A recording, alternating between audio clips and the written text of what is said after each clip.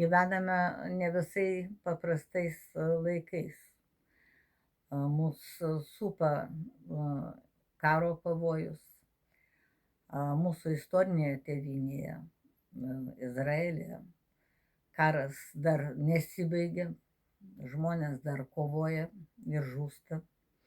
Ukrainoje situaciją mes žinome, kokia baisi yra ir kaip žmonės nukenčia nuo agresoriaus veiksmų.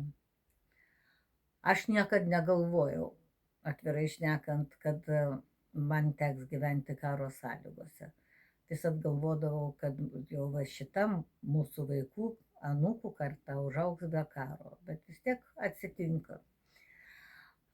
Nuo mūsų nepriklauso. Tai nežiūrint šitų visų nemalonių, o tragiškų aplinkybių, vis dėlto yra šventės, kurios atneša šviesą, atneša viltį, atneša džiaugsmą. Už tai mes kiekvieną dieną uždegam po dar vieną žvakutę, kad primintume savo, kad nėra pasaulis visiškai juodas, yra ir gerų gyvenimo posūkių ir tas įžiebia viltį, kad visi karai baigsis ir mes būsime saugus ir mūsų vaikai, anūkai bus saugus, sveiki, laimingi, džiaugsmingi ir jiems nereikėtų jaustis blogai dėl kažkokios tai gresiančio pavojaus.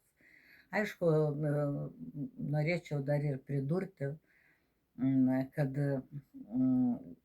labai tikimės ir mūsų šviesos šventė tokią viltį mums duoda, todėl kad jinai švenčiama daug metų, kad antisemitizmas taip pat mūsų nelies, mūsų valstybėje, kurioje mes gyvename, kad tie demonstrantai visokie prieš Izraelį bus nuraminti.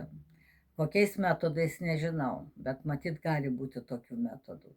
Taip kad mes iš savo pusės neverksime, o mes kovosime su antisemitizmu ir džiaugsimės, jeigu Chanukos šventė taip pat mums įžiebs tą viltį išvengti antisemitizmo ir tų nepatenkintų žydais žmonių.